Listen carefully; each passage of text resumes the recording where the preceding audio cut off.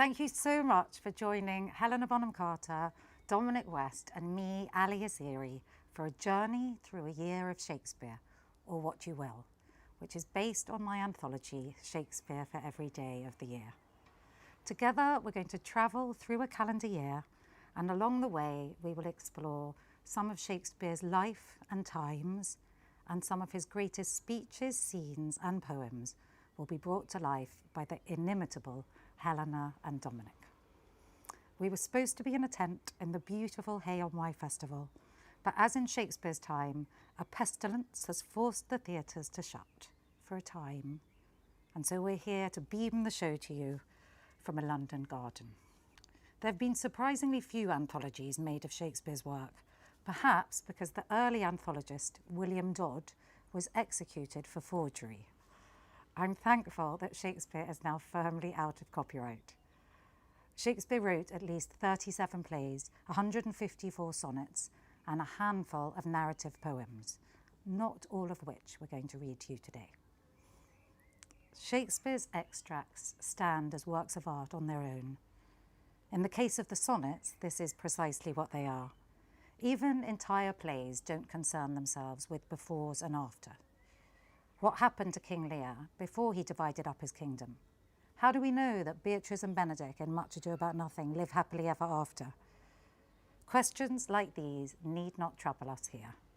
Soliloquies give us a fully fleshed out moment of a life, such as Hamlet's crippling indecision over whether to be or not to be. Even in this strange new world that has COVID-19 in it, we can look back to Shakespeare to see that concerns about a plague are nothing new. Mercutio's curse of a plague on both your houses in Romeo and Juliet holds a sinister resonance we may not have noticed before. If only Romeo had stayed 2 meters apart under that balcony, the whole tragedy might have been averted. I discovered a lot during the course of my research for this book, and one of the favourite alleyways I went down was properly envious slurs from his later literary rivals. The poet Byron stated, "Shakespeare's name, you might depend on it, is absurdly high and will go down." Samuel Pepys, after seeing a production of Romeo and Juliet, wrote in his diary, "It is a play of itself the worst that ever I saw in my life." Perhaps none has been quite as damning as Voltaire, who assessed the entirety of Shakespeare's work as un fumier énorme, an enormous dunghill. Of course, many immortal talents acknowledge their debt to and admiration of Shakespeare, amongst them Keats, who said, "Thank God I can read and perhaps understand his depths." There was a particular moment when I felt I came closest to understanding his depths. It was a woman's story I heard on a Folger Shakespeare Library podcast. Eva Rotchek was a teenager at the Nazi concentration centre Theresienstadt, where a guard overheard her reciting Titania's words. He pulled her aside and said that he recognised the Shakespeare, and he told her to run away that night. She escaped with her mother, and they survived. Later she said she wasn't sure, but she thought it was Shakespeare's words that jolted his humanity.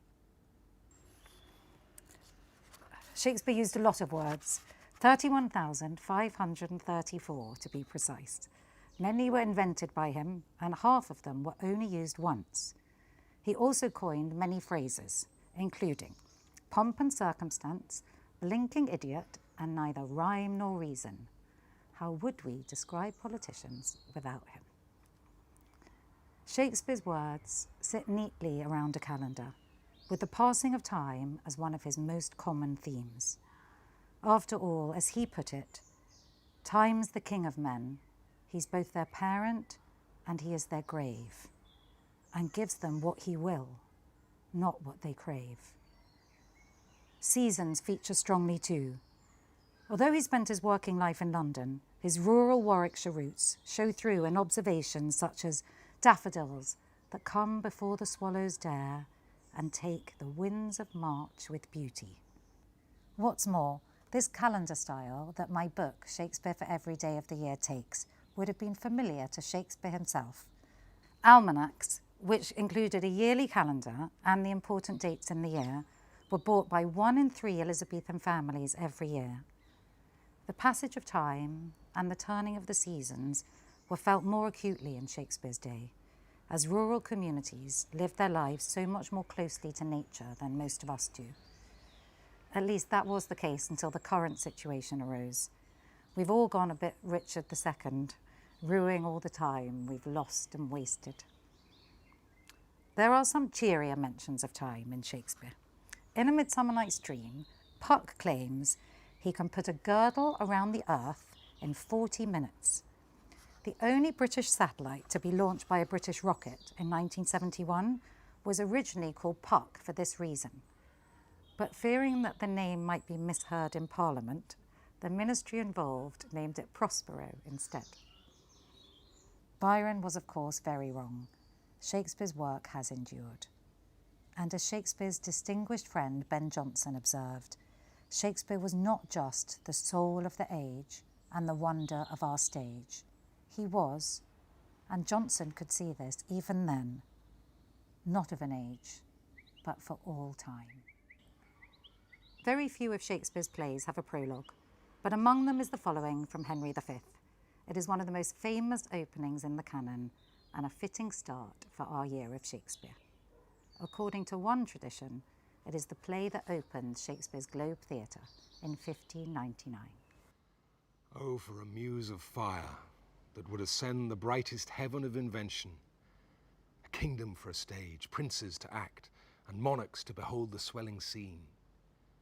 Then should warlike Harry, like himself, assume the part of Mars, and at his heels, leashed in like hounds, should famine, sword, and fire crouch for employment. But pardon, gentles all, the flat, unraised spirits that hath dared on this unworthy scaffold to bring forth so great an object. Can this cockpit hold the vasty fields of France? Or may we cram within this wooden O the very casks that did affright the air at Agincourt? Oh, pardon, since a crooked figure may attest in little place 1,000,000, and let us, ciphers to this greater compt, on your imaginary forces work. Suppose within the girdle of these walls are now confined 2 mighty monarchies, whose high upreared and abutting fronts the perilous narrow ocean parts asunder. Piece out our imperfections with your thoughts. Into 1,000 parts divide one man, and make imaginary puissance. Think when we talk of horses that you see them, printing their proud hooves in the receiving earth, for 'tis your thoughts that now must deck our kings. Carry them here, jumping over times, turning the accomplishment of many years into an hourglass, for the which supply admit me chorus to this history, who prologue like your humble patience pray, gently to hear, kindly to judge our play. The 6th of January, or Twelfth Night, was the culmination of 12 days of Christmas revelry. The tradition was that misrule reigned supreme, and social conventions during this period were gleefully subverted.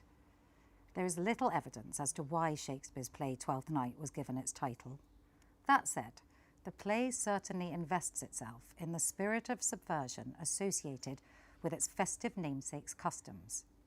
Accordingly, the vain and straight-laced steward Malvolio finds a forged letter, apparently written by the Countess Olivia, instructing him to dress in yellow stockings and smile out of his usual temper in the acknowledgement of her love.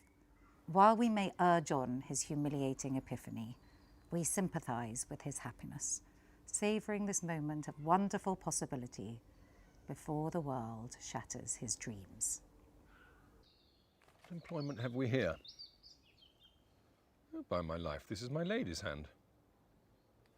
Lest these be her very C's, her U's, and her T's, and thus makes she her great P's. It is in contempt of question her hand.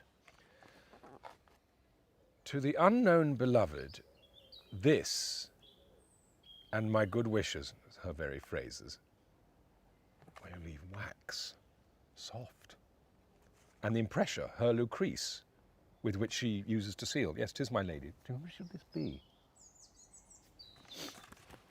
Jove knows I love, but who? Lips do not move, no man must know. No man must know. What follows? The number's altered. No man must know. If this should be the Malvolio.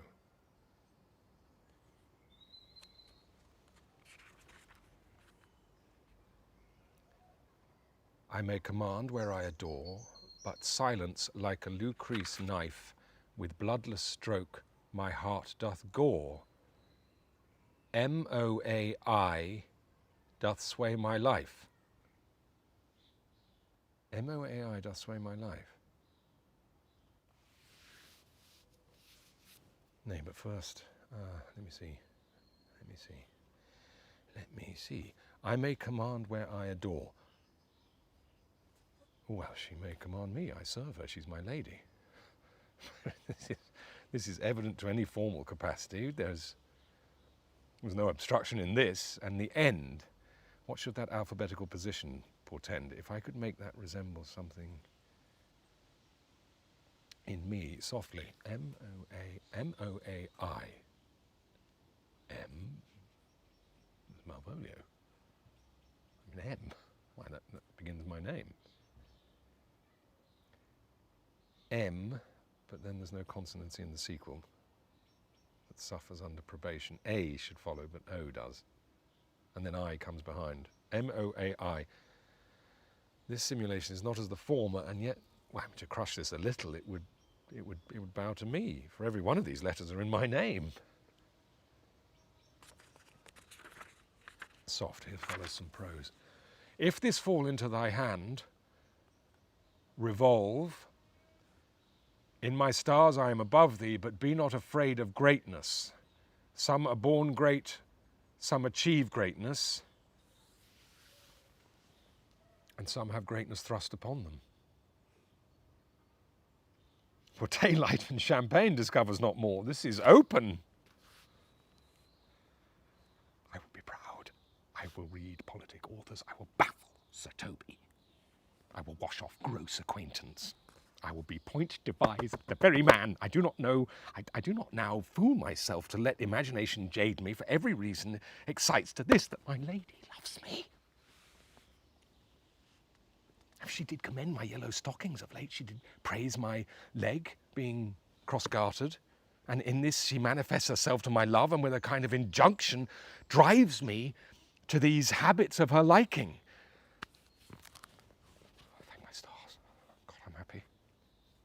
I will be strange, I will stout, in yellow stockings, and cross-gartered, even with the swiftness of putting on. Jove, and my stars be praised. Here is yet a postscript. Thou canst not choose but know who I am. If thou entertainest my love, let it appear in thy smiling. Thy smile becomes thee well.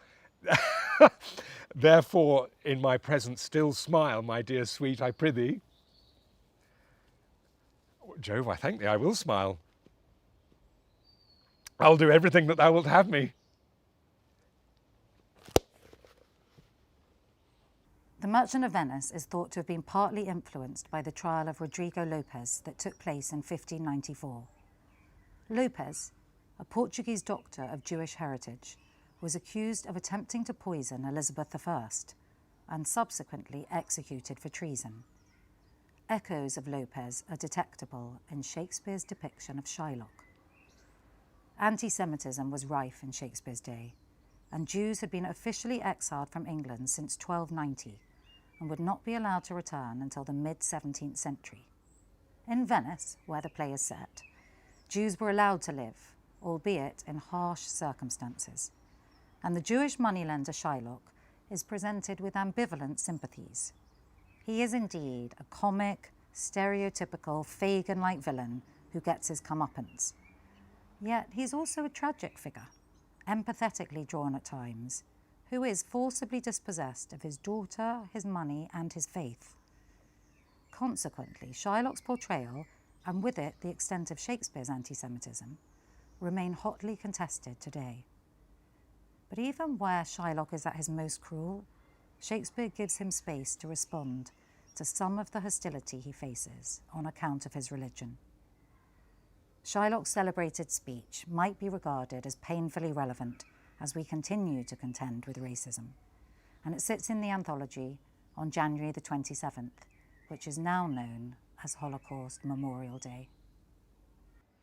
He hath disgraced me, and hindered me 500,000, laughed at my losses, mocked at my gains, scorned my nation, thwarted my bargains, cooled my friends, heated mine enemies. And what's his reason? I am a Jew.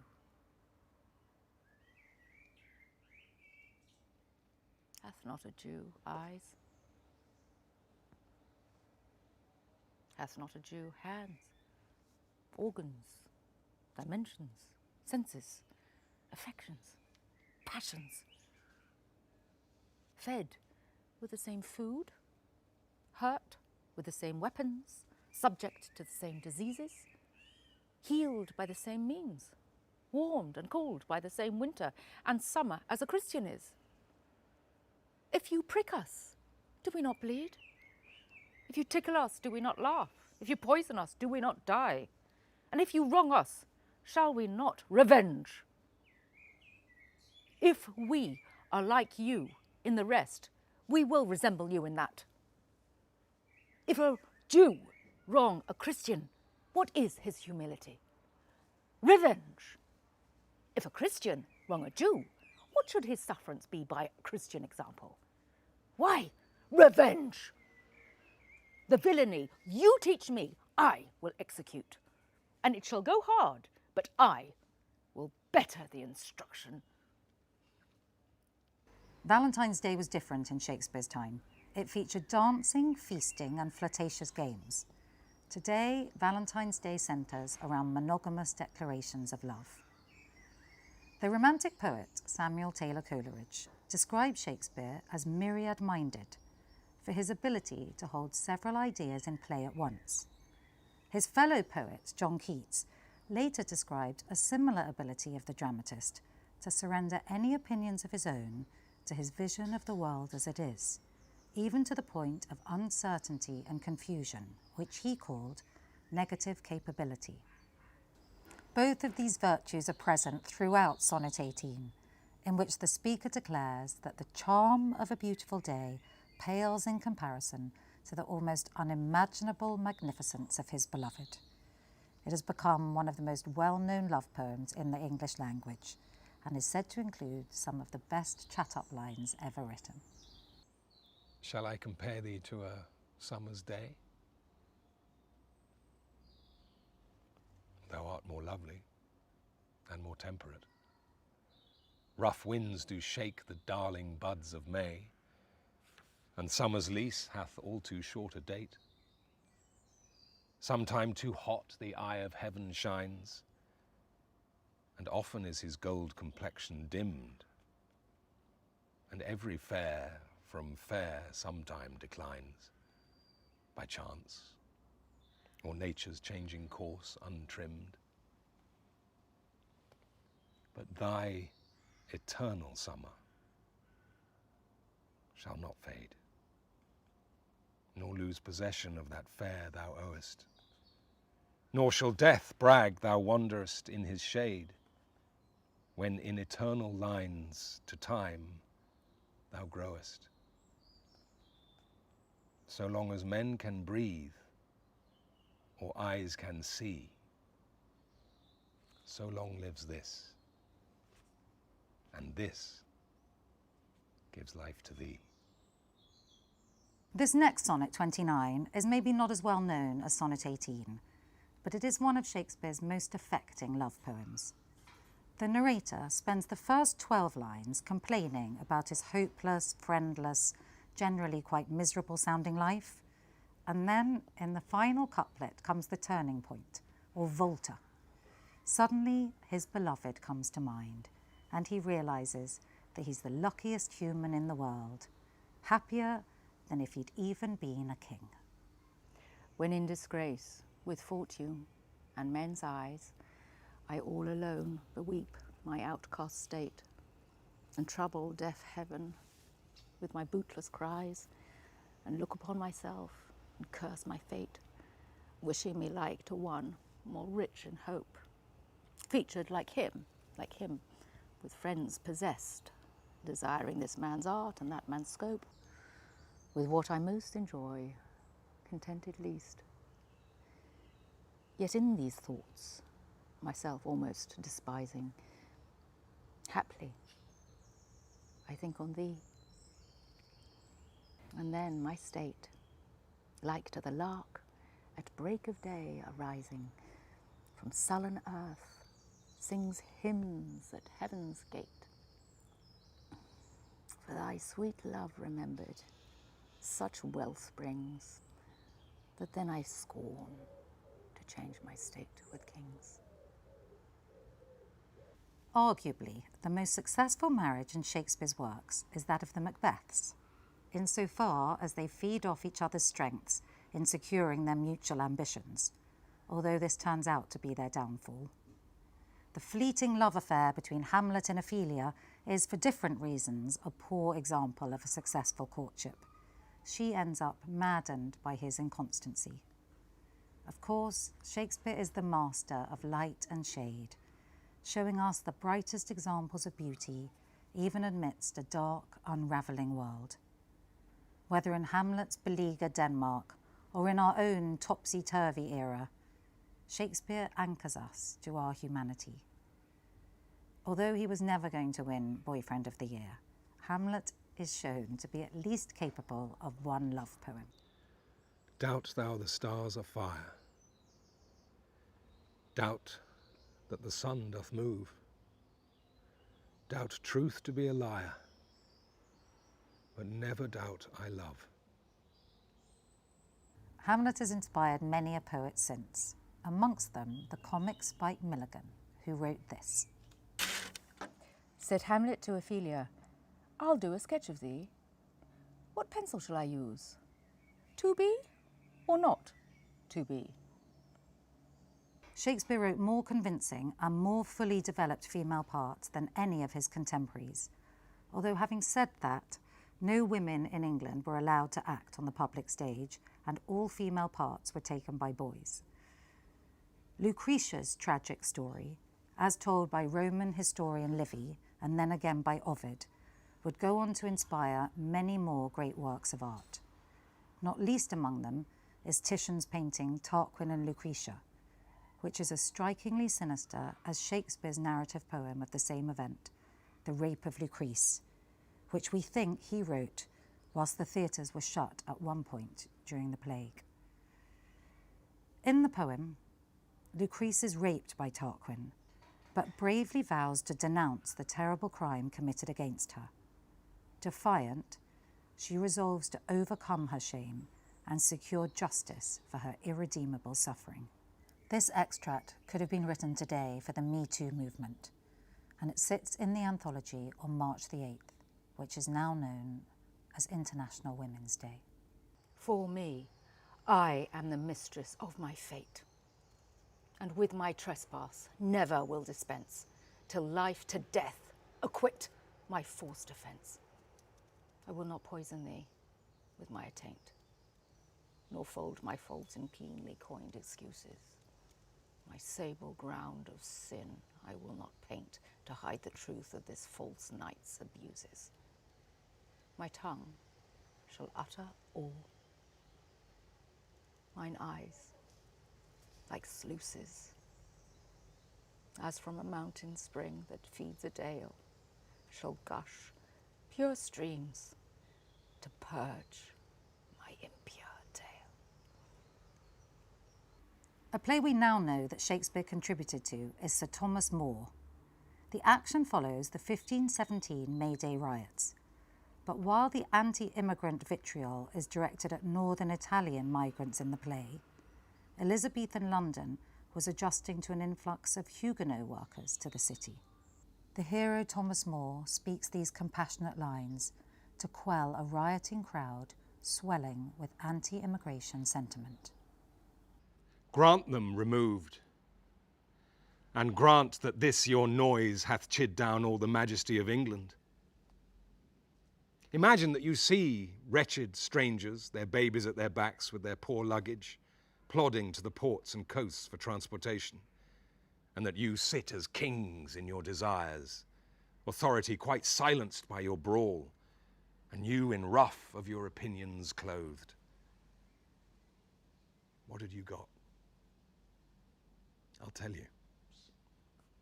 You had taught how insolence and strong hand should prevail, how order should be quelled, and by this pattern not one of you should live an aged man. For other ruffians, as their fancies wrought, with self-same hand, self-reasons, and self-right, would shark on you, and men, like ravenous fishes, would feed on one another. Say now the king should so much come too short of your great trespass as but to banish you. Whither would you go?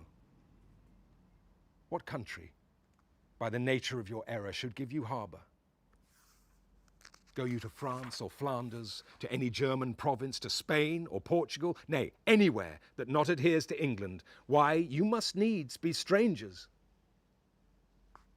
Would you be pleased to find a nation of such barbarous temper that breaking out in hideous violence would not afford you an abode on earth, whet their detested knives against your throats, spurn you like dogs, and like as if that God owed not nor made not you, nor that the claimants were not all appropriate to your comforts, but chartered unto them? What would you think to be thus used? This is the stranger's case, and this your mountainish inhumanity. Midsummer Day, which falls around June the 21st, would traditionally have been a day for celebration, high jinks and mischief.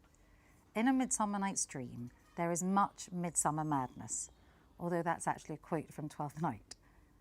Here, Oberon and Titania, the king and queen of the fairies, have squabbled, and their political infighting leads to changes in the weather. This is the celebrated speech by Titania, where she tells Oberon that his jealous rages are proving dangerous to the world. If you choose to see it, there is a message in here about climate change. These are the forgeries of jealousy. And never since the middle summer springs met we on a hill, in dale, forest or mead, by paved fountain or by rushy brook, or in the beached margent of the sea to dance our ringlets to the whistling wind, but with thy brawls thou hast disturbed our sport. Therefore the winds, piping to us in vain, as in revenge have sucked up from the sea contagious fogs, which, falling in the land, have every pelting river made so proud that they have overborne their continents. The ox hath therefore stretched his yoke in vain, the ploughman lost his sweat, and the green corn hath rotted ere his youth attained a beard. The fold stands empty in the drowned field, and crows unfatted with the Marian flock. The 9 men's morris is filled up with mud, and the quaint mazes in the wanton green for lack of tread are undistinguishable. The human mortals want their winter cheer. No night is now with hymn or carol blessed. Therefore, the moon, the governess of floods, pale in her anger, washes all the air that rheumatic diseases do abound. And through this distemperature, we see the seasons alter. Hoary-headed frosts far in the fresh lap of the crimson rose, and on old Higham's thin and icy crown an odorous chaplet of sweet summer buds is, as in mockery set. The spring, the summer, the childling autumn, winter, angry winter, change their wonted liveries, and the mazed world by their increase now knows not which is which. And the same progeny of evils comes from our debate, our dissension. We are their parents and original. Another play which brings midsummer merriment to the forest is As You Like It.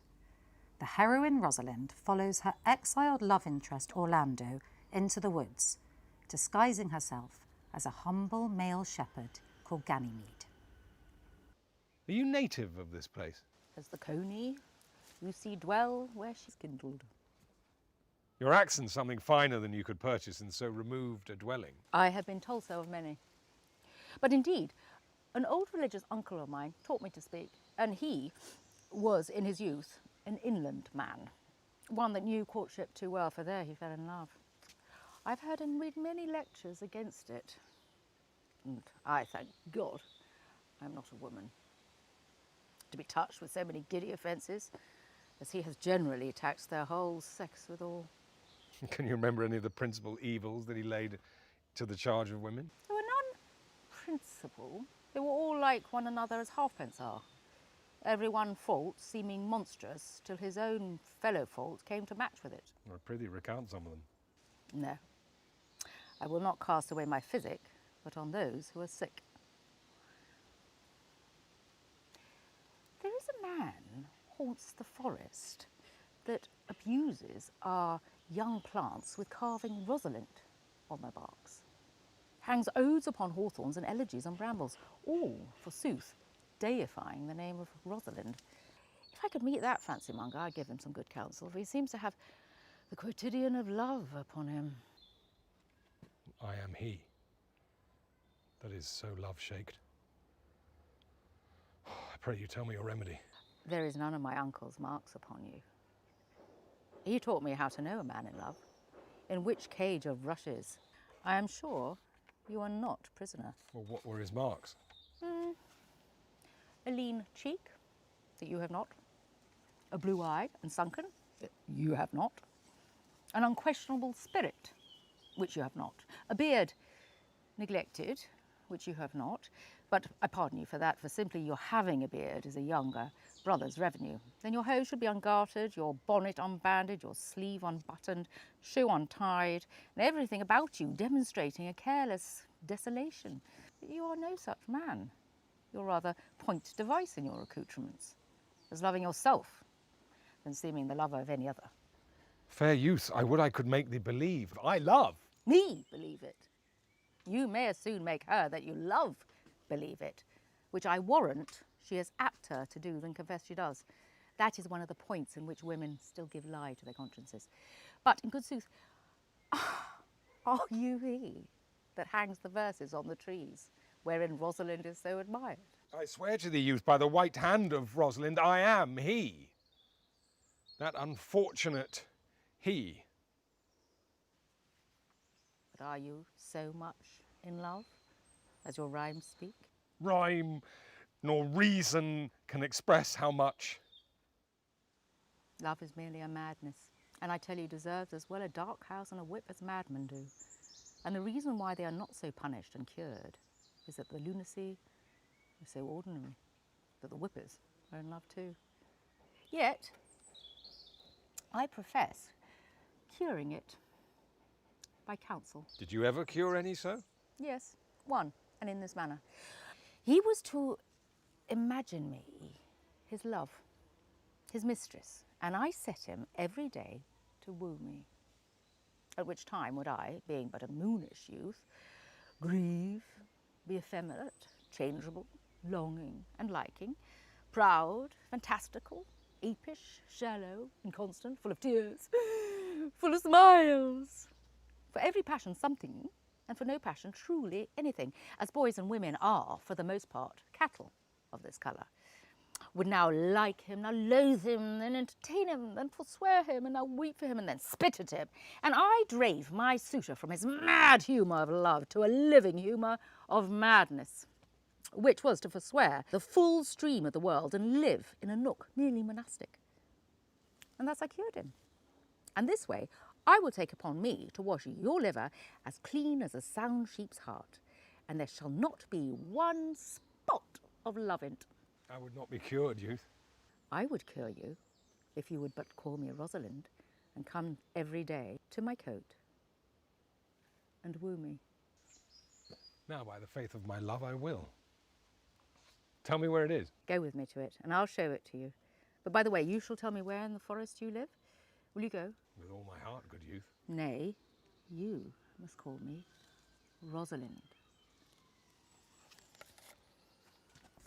Shakespeare's wife, Anne Hathaway, outlived him by 7 years and died on the 6th of August, 1623, aged 67. She was a farmer's daughter and therefore likely to have been illiterate, in which case she would not have been able to read any of her husband's work, which is just as well really, as the dark lady to whom many of his sonnets are written is in all likelihood not her.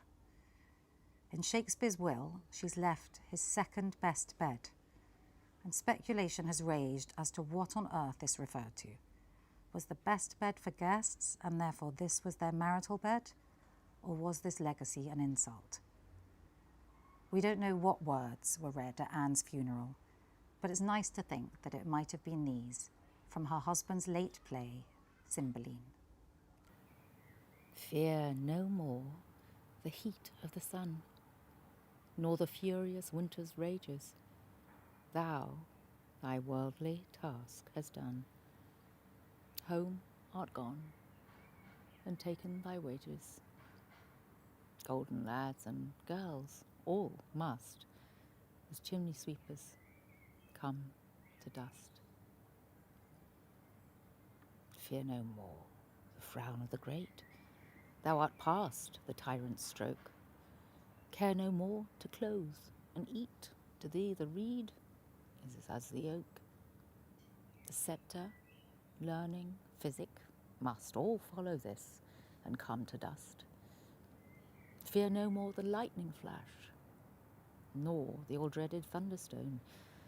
Fear not slander, censure, rash. Thou hast finished joy and moan. All lovers young, all lovers must consign to thee and come to dust. No exerciser harm thee, nor no witchcraft charm thee. Ghost unlaid, forbear thee, nothing ill come near thee. Quiet consummation have, and renowned be thy grave. In 1599, Shakespeare, already a successful playwright with his fortunes rising and a fortune amassing, signed a lease with others in his theatre troupe to build the Globe Theatre. Contemporary accounts indicate it had audiences of around 3,000 people, about 1% of London's population, and it would make Shakespeare a principal shareholder, a very wealthy man. The theatre was orientated so that the sun could warm the groundlings in the audience during the performance, making the most of the late summer sun as they enjoyed, for instance, Hamlet's debut. However, it is possible the first audiences of the Globe would have come away with a different impression of Hamlet than we might today. The early quarto version of the script would have given us a rather less memorable version of the most famous line in literature. It says, "To be or not to be, aye, there's the point." To be or not to be? That is the question. Whether 'tis nobler in the mind to suffer the slings and arrows of outrageous fortune, or to take arms against a sea of troubles and by opposing end them, to die, to sleep, no more. And by a sleep, to say we end the heartache and the thousand natural shocks that flesh is heir to, 'tis a consummation devoutly to be wished. To die, to sleep. to sleep perchance to dream. Aye, there's the rub. For in that sleep of death, what dreams may come when we have shuffled off this mortal coil must give us pause. There's the respect that makes calamity of so long life. For who would bear the whips and scorns of time, the oppressor's wrong, the proud man's contumely, the pangs of despised love, the law's delay, the insolence of office, and the spurns that patient merit of the unworthy takes when he himself might his quietus make with a bare bodkin? Who would fardels bear to grunt and sweat under a weary life, but that the dread of something after death, the undiscovered country from whose bourne no traveller returns, puzzles the will and makes us rather bear those ills we have than fly to others that we know not of. Thus conscience doth make cowards of us all, and thus the native hue of resolution is cickled o'er with the pale cast of thought. And enterprises of great pitch and moment with this regard, their currents turn awry and lose the name of action. William and Anne Shakespeare had 3 children. Their only son, who was called Hamlet, died at the age of 11 and was buried on the 11th of August, 1596. Scholars have debated how soon after this the tragedy Hamlet was written, but the relationship between this play and Shakespeare's son is at best superficial, at worst conjectural. Part of Shakespeare's artistry was to make tracing his own experiences impossible on the evidence of his plays. Such was the unique breadth and depth of his humanity. In his play King John, which was probably written in the year of young Hamlet Shakespeare's death, Constance believes her son Arthur to be doomed when he is taken by John. She bewails her loss every bit as convincingly as if it was Shakespeare's own. Perhaps it is. Grief fills the room up of my absent child. Lies in his bed, walks up and down with me, puts on his pretty looks, repeats his words, remembers me of all his gracious parts, stuffs out his vacant garments with his form. Then have I reason to be fond of grief. Fare you well. Had you such a loss as I could give better comfort than you do. I will not keep this form upon my head when there is such disorder in my wit. Oh, Lord, my boy, my Arthur, my fair son, my life, my joy, my food, my all the world, my widow comfort, and my sorrow's cure. This is from Act 5 of Antony and Cleopatra. At this point in the play, Cleopatra has heard of Antony's death and describes her irreplaceable vision of him as if she is describing a divine dream. She likens his generosity to that of autumn. You laugh when boys or women tell their dreams. It's not your trick. I dreamt there was an emperor, Antony. Oh, such another sleep that I might see but such another man. His face was as the heavens, and therein stuck a sun and moon, which kept their course and lighted the little o'er the earth. His legs bestrid the ocean. His reared arm crested the world. His voice was propertied as all the tuned spheres, and that to friends.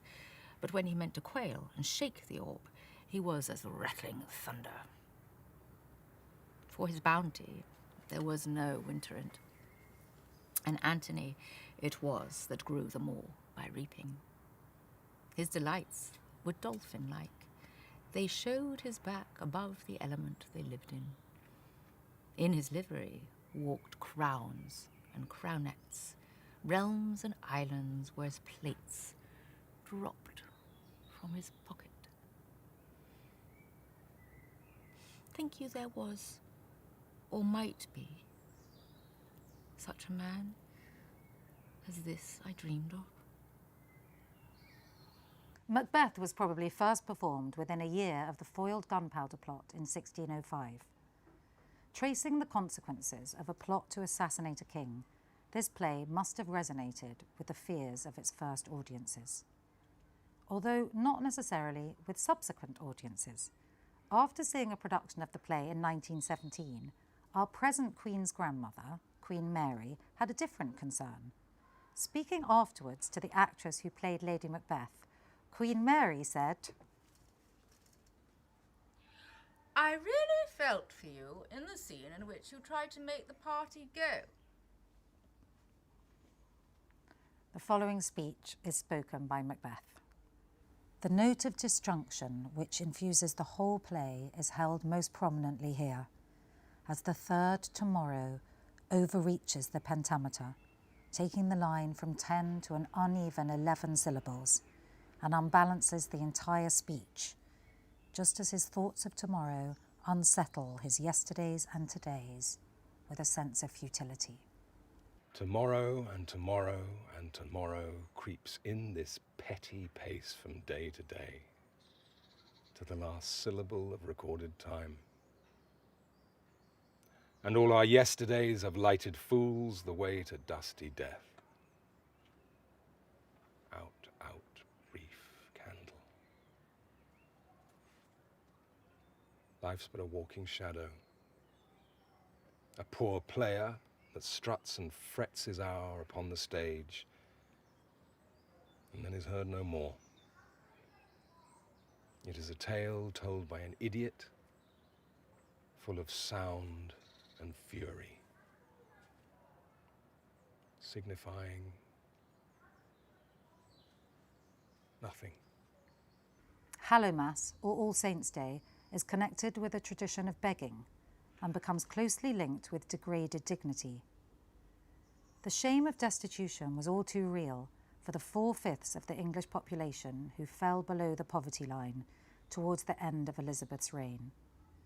Disappointing harvests and plague outbreaks caused prices to climb as steeply as wages fell, and government assistance was meagre at best, absent at worst.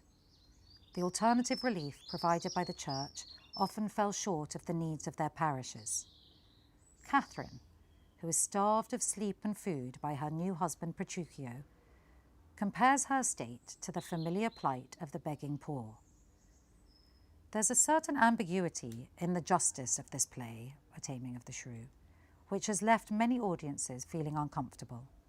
Are we supposed to see Catherine as spoiled and vicious, and therefore in need of taming, or is she being manipulated against her own nature by the men around her?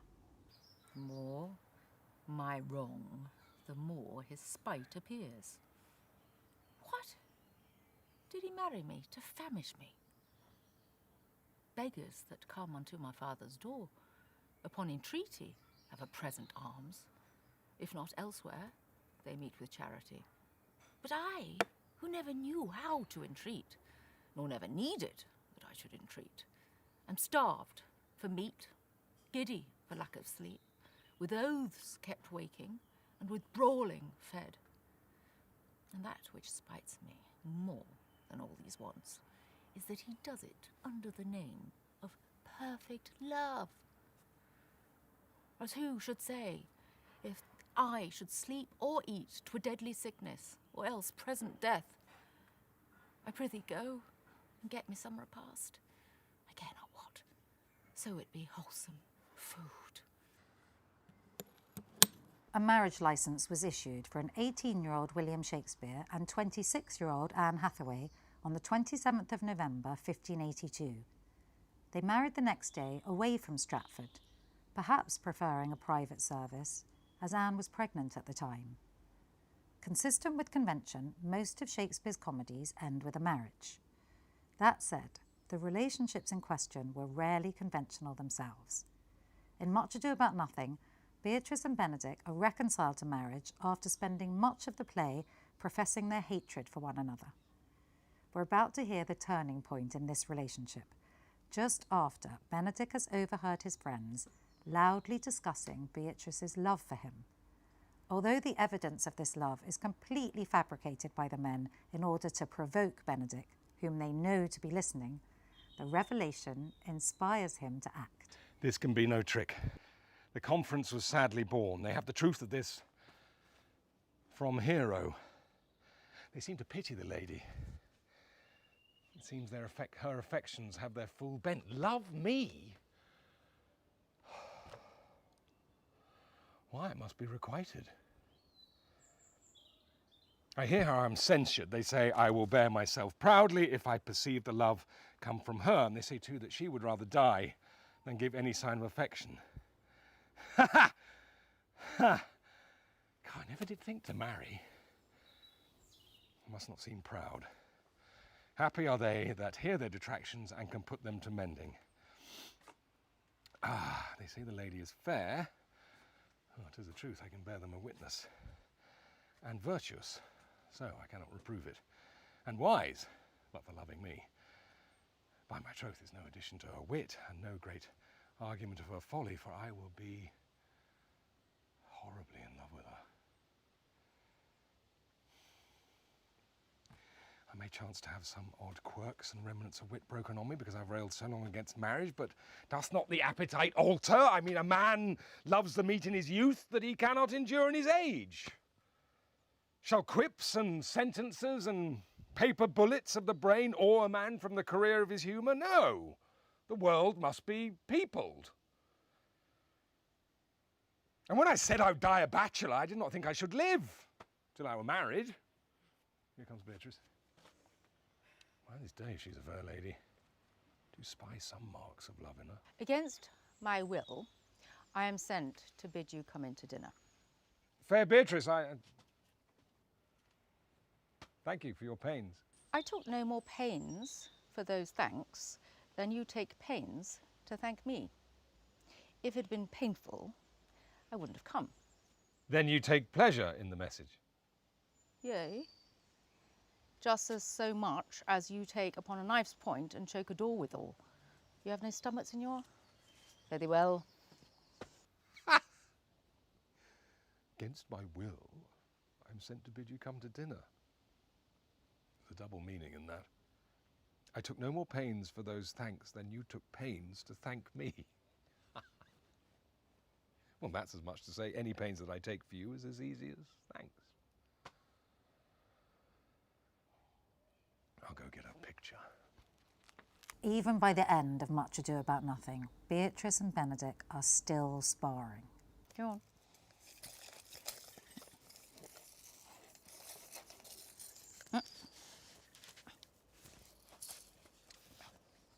Do not you love me?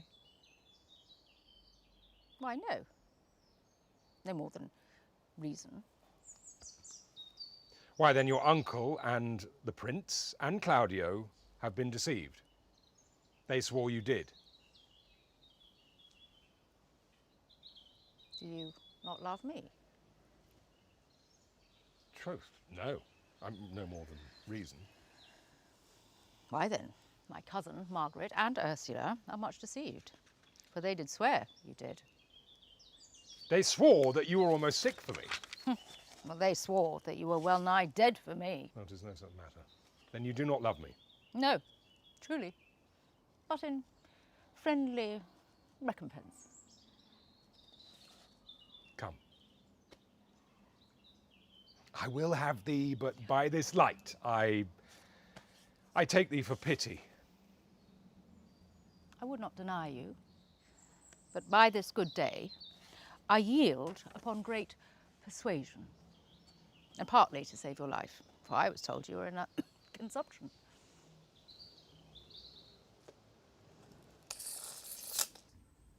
Before we return to our lives in lockdown, our penultimate reading comes from a prison, where we join a usurped king confronting the loneliness of incarceration in what was once his kingdom. Richard II tries to keep himself company as his thoughts flit between his present fragile humanity and his former glory. As we hear this, we might remember the speaker of Sonnet 29, who would not change his state with the king's.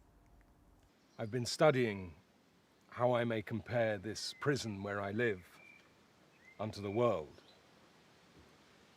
And for because the world is populous and here is not a creature but myself,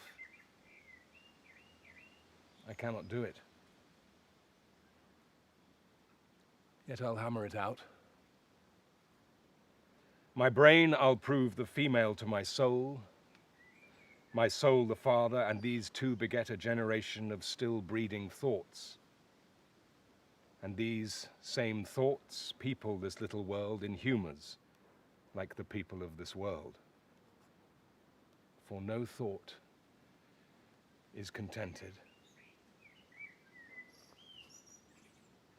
Sometimes am I king?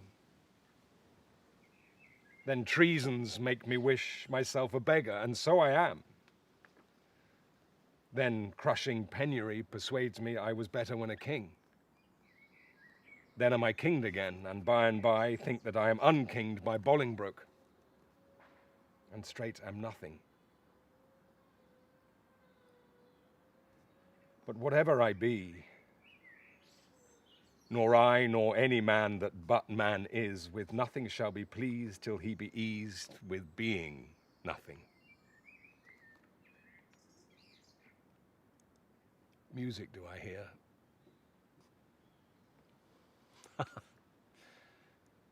Keep time. How sour, sweet music is when time is broke and no proportion kept.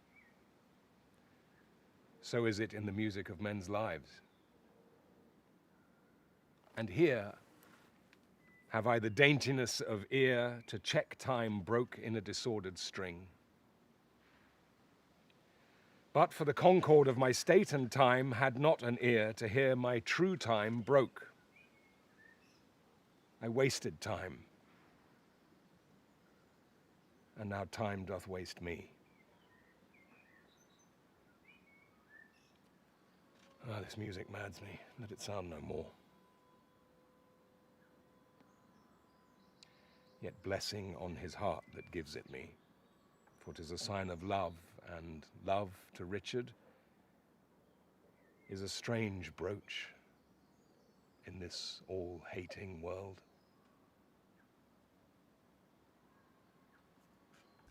Female characters were rarely given an epilogue, and even then the person playing them would be an adolescent man. Here, the effervescent Rosalind speaks the epilogue in As You Like It.